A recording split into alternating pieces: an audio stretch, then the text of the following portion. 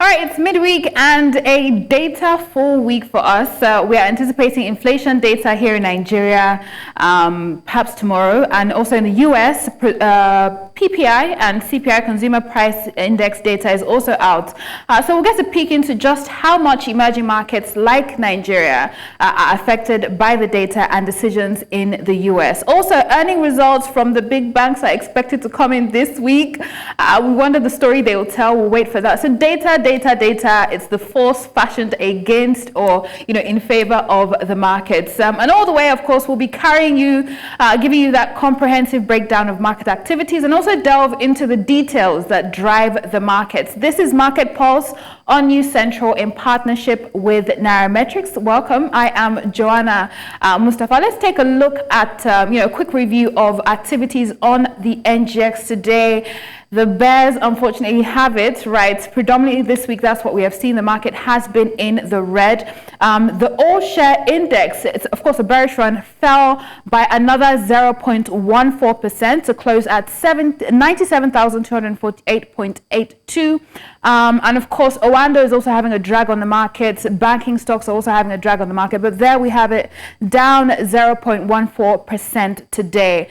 Top gainers list, we're seeing a lot of penny stocks, right? Guinea Insurance, top of the list there, 9.98% down. We're also seeing Sky Shelter Fund, investment fund as well, up, I beg your pardon, 9.96% to 111 naira 50 kobo. And Honeywell Flour as well up there, top gainers for the day. If you come to the top losers list as well, Owando seems to be, much more on the sell side this week, topping the top losers list, down 9.95%, 36 naira 20 kobo, that's where it's at. QTix as well, J Paul Gold and Red Star, they're all, making the losers chart today. That's what we're seeing. If we come to the top movers as well, Veritas Capital Assurance has become a staple in the markets, and of course, they have, released quite some impressive results, so no surprises, there's a lot of trading activities there. GTCO, Owando, of course, this is negative trade.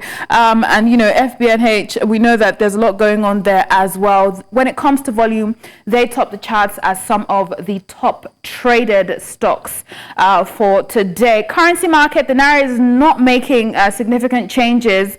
We're seeing it settle around, 1,590. And, we'll see what happens, ahead with all the efforts that CBN seems to be making. But after the break, we are going to delve into, market analysis and see specifically what's happening. We're going to have our guest join us, Dr. Nnaemeka Onyeka. He'll be joining us to provide us some insights on the data today and of recent.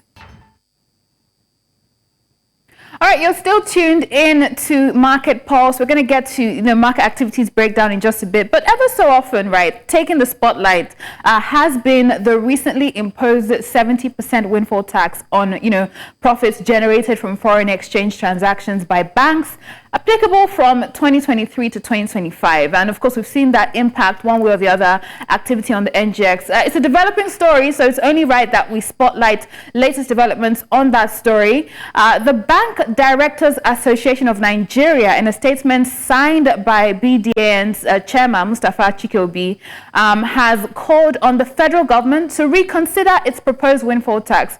And according to the statement released, the tax has raised significant concerns in the banking sector, particularly regarding its timing and potential impact on the ongoing recapitalisation efforts.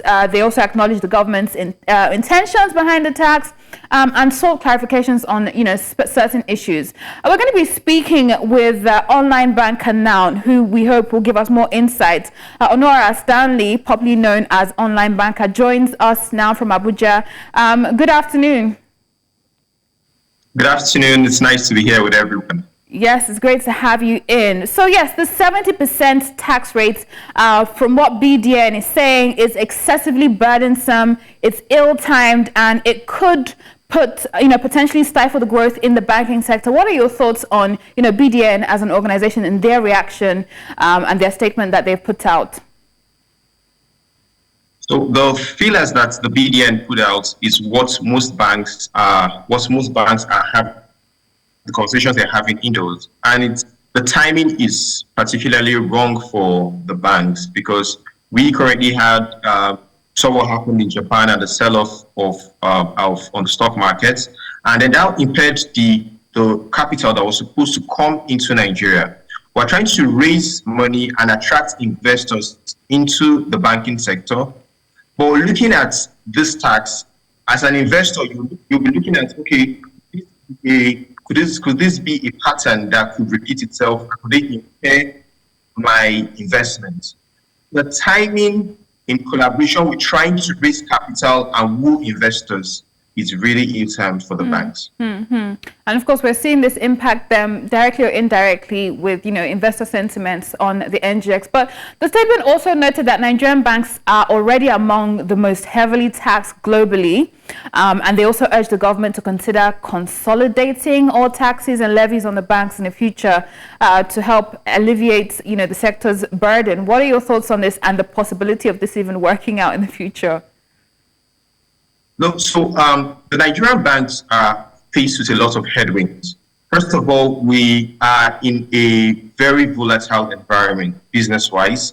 And then for the banks that have to deal with the day-to-day activities of running a business in Nigeria that is volatile, then you have things like NDIC cost and the NDIC and AMCON fees that have raised, that take almost about 15% of profit after tax, and accounts for almost 16% of operating expense for banks. Now, these are excluding the other factors. You still have banks that need to maintain a CRR. You still have banks that need to pay salaries. Then you still have things like, protests just happened a few weeks ago and some banks were vandalized. Those are the volatilities that occur with a country like Nigeria. And then having to have something like this tax imposed on banks, it's almost like you are fighting across different fronts that you can't even predict, actually. So yes, Nigerian banks are taxed and it's a burden on them. Overtaxed, right? Is that what you're saying? They're overtaxed? Overtaxed. All right.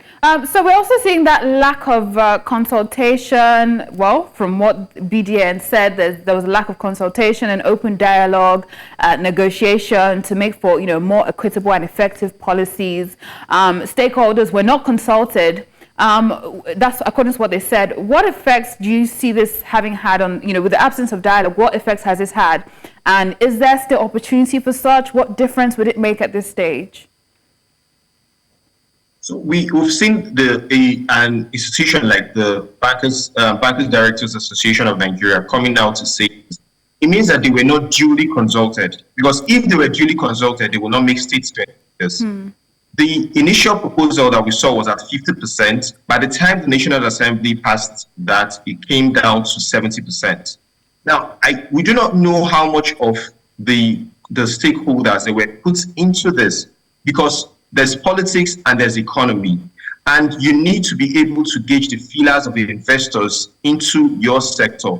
And given the appropriate timing, even in the statement that they released, they came out to tell the government that you need in future to have better consultation so that you get the feelers and have a better timing. Even if you want to come up with a windfall tax like this, but consult and have a way that it is fixed. Because in total, the amount that the government was expecting, in reality, they wouldn't get that. And what happens to the deficits that they want to use the amount to plug in? What happens in the coming years? We have revenues to meet that shortfall in the coming years, or is this going to be a recurrent? Those are the consultations that needed to be had for this. And perhaps, maybe, who knows, we may see that occur going forward. We never know what would happen ahead. But we also know that there have also been dissenting voices here on the matter, right, from stakeholders. We've had the Bank Directors Association of Nigeria calling for the reconsideration of the tax. And then we also have strong men like Otedola, Elumelu throwing their weight behind the government of the day. Do you see this in any way being problematic when it comes to reaching any sort of resolution? The associations are stronger than people. That is one of the things that we would always comes into play. A body is stronger than a person.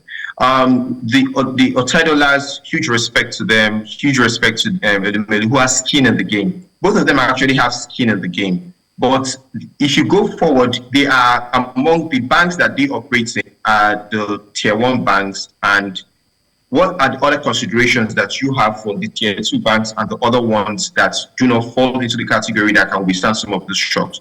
So while we put all this into the mix, you look at the people that have the strength to withstand a shock like this and the ones that are still struggling to manage themselves and what impacts it will have had. So I would align with a body and say in future we should have a robust consultation across board with bodies, individuals, and proper stakeholders. All right, we'll see how this all pans out, but thank you very much, Stanley, also known as Online Banker, for joining me and providing a breakdown. Thank you. All right. Thank you too. Yes, Bank Directors Association of Nigeria, they have respectfully urged the National Assembly to revisit this amendment and engage in constructive discussion with stakeholders in the banking sector. How do you see this going? There's a poll up on X where you can share your views on this at Nairametrics. We're going to get more on market activities and a breakdown later on after this break, so stay with us.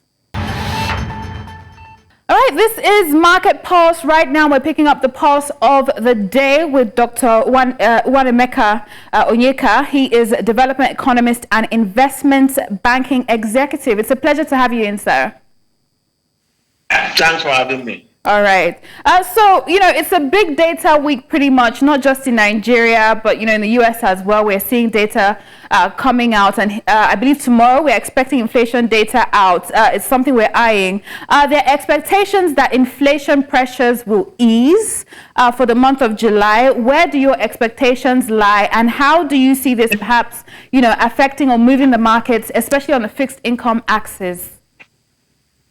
Of course, if you even watch market movement, the majority of the inflation rate in Nigeria is actually majorly driven by two key critical factors: forex volatility, and then food inflation, which accounts for over 40%, at current rate. And of course, you could see clearly, month of August, September, there are loads of new harvests coming in.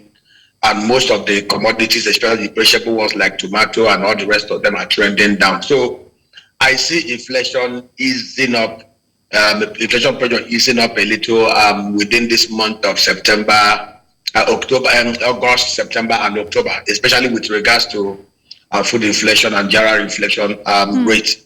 So that is my prognosis. Inflation will ease a little, but that will be temporary because of we are going into the harvest season. But I'm so much convinced that we must put in place sustainable measures, especially within our economy, to ensure that we properly plan. One of the reasons why we are today is because we refuse to plan for the longer term. We have no strategy, we have no policies on how we can holistically build our economy in such an integrated fashion that accommodates both the federal, state, and local government level, working harmoniously across the diverse sectors of the economy. I expect an ease, kind of the inflationary spiral over the next 2-3 months.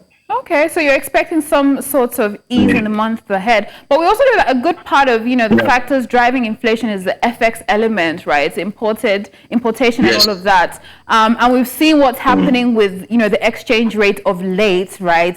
What are your thoughts on this and the impact that could also have on inflation? I've always said this. Nigeria has, when you ask people, they will tell you, Naira, they got devalued from 670 Naira to $1 to the current level of 1595. And that is why we are where we are today. And I say to them, we are where we are today because we are not a productive nation. And we are not a productive nation because we have refused to be very productive. We have refused to be very productive because every of the factors of production, land, human capital, even the funding, the machineries, the equipment, even robotic and AI is available for us. I give an example. Many people have, tried as much as possible to put so much burden on the Central Bank of Nigeria. The Central Bank of Nigeria as one entity, within instruments available to it, can only solve 5% of the problem. Majority of the problem is on the physical side. We are not productive because of certain factors. We have leaders across the 20 years of government who are not creative, who are not productive minded, and who do not put in rigor in the activities that surrounds governance. Look at Nigeria, food inflation 40%. It's trending down because we're in harvest season. Most of our farm activities have been limited because of insecurity. Most of us are not going to farm. Right. We don't have any storage arrangements in place. And so basically, for us, the forex volatility we're having is because those on the physical side are not doing what they're supposed to do.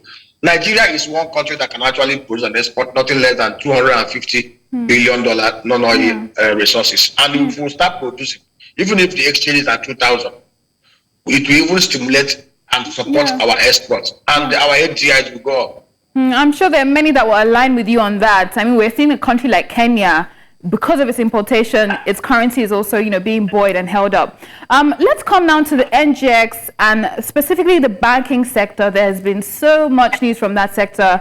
It's been in the red of late, right? It lost almost 2% yesterday. It's a sector that is known to be rather resilient, but we'll see what, earning results coming out soon from big banks will tell. But what would you say are some of the forces that are tugging on the banking sector right now? And how much of an impact do you see this having, especially with these big banks in the heat of recapitalization? Of course, I see investors trying to sell down because of the recent pronouncement by the recent law that has been made to tax 70% of the excess FX windfall of banks. And I've always maintained banks in Nigeria and banks all over the world, their major responsibility is financial intermediation, creating a platform that will match surplus economic unit with deficit economic units and taking their spread. If you look at the financials of the big five banks, you will discover clearly that FX windfall created almost about 60 to 70% of their profitability, which is very unusual. There's no place in the whole wide world. Fact check me where you will see banks reporting such FX windfall. And that's because of the distortions in the system. And of course, I am in support of the 70% tax. If it's possible, let it be 80%. And I will explain to you why. When banks focus on their core functions, and that is core functions of providing financial intermediation, their core functions of creating, mobilizing deposits and creating risk assets, the economy will grow. Nigeria is the only place where the real sector of the economy, the manufacturers, the producers, are tanking and suffering losses, and the banks are declaring trillions of naira profit. And do not be deceived. It's even alleged that most of these top big banks got wind of the but there are also claims that even alleged, okay. Is even alleged that most of these top five banks got wind of what was going to happen at the Apex Bank, and they took positions. The bank's duties is not supposed to go into forex and betting and the honor of games. Nigeria suffered between 2015 and 2023 because they also played a critical part in what happened in our economy. So you are in support of the windfall tax, in spite of the fact that the banks are also saying that they are overtaxed at the moment. The windfall tax should go to 90%, not even 70%. Okay. We'll see what happens. Yes. Perhaps we'll see negotiations and we'll see conversations or dialogue between stakeholders and the government on that. But it's been a pleasure having you in, Dr. Dr. Nnaemeka Onyeka. He is a development economist and investment banking executive. Thank you so much for joining me and sharing your views on the show today. Thanks for having me. All right, always a pleasure. Right now, we're going to shift gears to the African markets, see what's happening there, mostly in the green. Unlike Nigeria, a lot of the markets, JSE, NSE, Egypt, they are all in the green. Ghana, I believe, is also flat today. So, we'll continue to keep track on what's happening. And as the data comes out, we monitor how that affects the markets right here on Market Pulse, 4 p.m. West African time, every weekday, Monday to Friday, right here on News Central in partnership with Nairametrics. Now we'll be leaving you with the global markets.